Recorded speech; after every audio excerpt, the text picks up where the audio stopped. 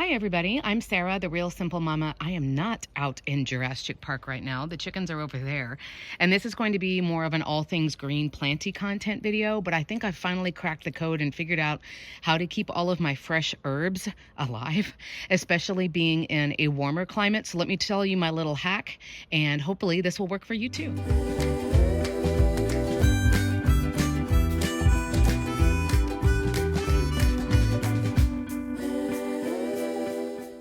Welcome. I really love doing plant content, but of course my fame is more for the chickens. But this will work if you want to, if I hand back down, if you want to be giving fresh herbs and stuff to your chickens. Either you can mix it in with their feed, which I do.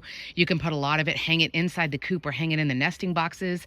It helps deter a lot of like just pests and nasty, gross things that can be getting in with your chickens. Of course, this is not the same if your chicken literally has like, coccidiosis or has like a disease. You can't just give them some basil and they're cured. Of course, there is an appropriate time for medication and stuff, but I am using a lot of fresh herbs and stuff in my home, in cooking, in like simmer pots to make the house smell good. But here's my problem. I live in zone 8B.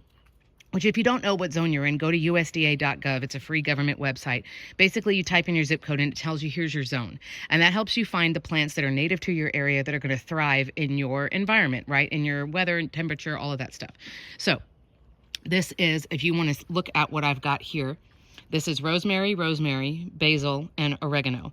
Now, here's my problem. I use all of these on a regular basis. I really like having all these herbs, but I had them in like individual pots, and the basil would thrive for a while and then it would drop dead. And the rosemary, I can never get the watering schedule right.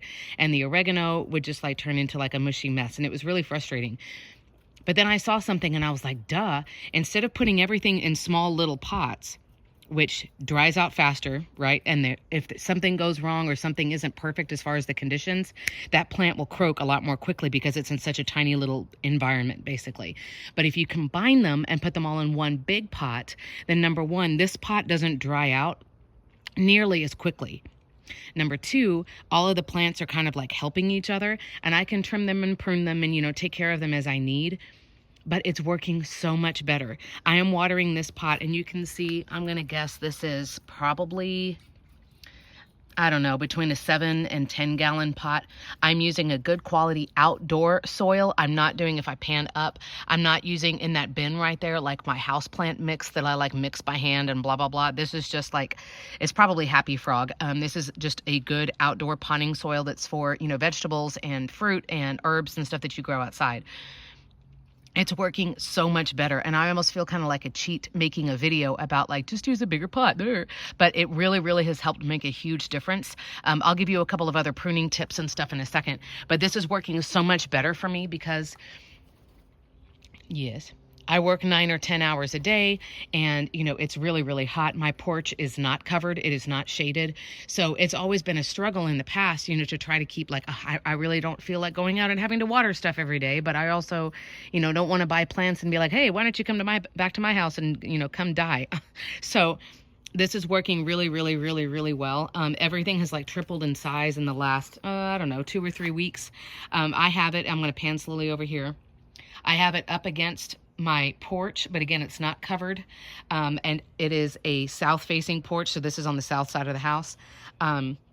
But I only have to water it 2 or 3 times a week. A couple of other tips really quickly. Again, make sure you get like a decent, well-draining soil, and every single pot that you use for anything, indoor and outdoor, for any plant, has to have drainage holes, and not just one silly one that's like on the side or something weird where the water won't really drain. Everything needs to have drainage holes.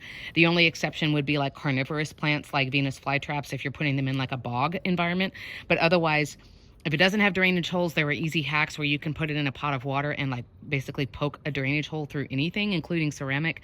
But otherwise, get that plant out of there, because essentially your plant is just going to sit and rot because the water's not going to evaporate.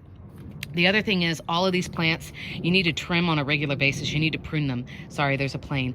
But even if you're not going to use it, like, oh, man, I don't really need basil in my recipes for the next 2 days, you need to trim it anyway, because otherwise what's going to happen is, I'm going to get down here. Basil is a woody herb, which means this stem is going to get really firm and really woody. Rosemary is too. And a couple of other ones are like cilantro. My mind is going blank. But if I don't prune these on a regular basis, This is going to flower, and basil flowers are fine, like it's good for the pollinators and stuff, but number one, it's going to make the plant taste terrible. It's going to get bitter. And number two, once you let herbs flower, if it's something that you're using for eating or, you know, harvesting and stuff, once you let it flower, that's basically the beginning of the end, and the plant is going to die. So that is true for a lot of herbs, including rosemary, oregano, basil, thyme, dill, cilantro, a lot of other herbs like that.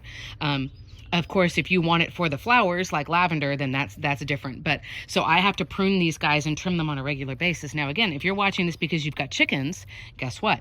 Throw these into the chicken's feed, throw it around the feed, throw it up in the nesting boxes. There are people who sell overpriced herb mixes online that you could put in the nesting boxes and things like that.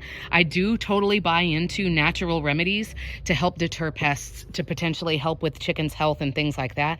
But I don't really buy into where it's like, you need to buy this, you know what I mean? So if you can grow it yourself, you know, and throw it out there, I think that's great. And if you're not, then you can see the videos that I've got about adding like dried herbs, because all that stuff, like, you know, ground garlic powder and stuff like that, all that's really, really cheap. But anyway, the whole point of this video is put stuff in bigger pots. The last tip, and this is something that's kind of like do as I say, not as I do, because these don't all necessarily have the same watering needs.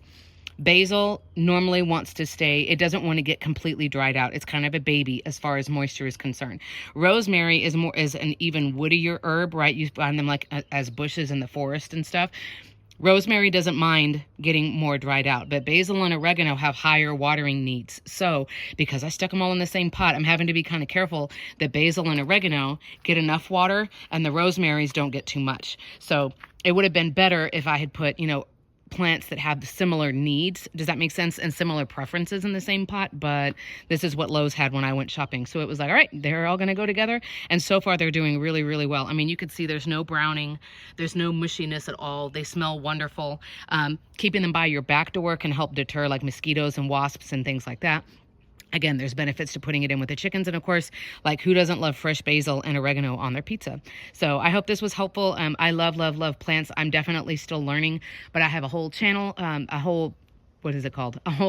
Yeah, it is called. On the YouTube channel, I have a whole playlist. There we go.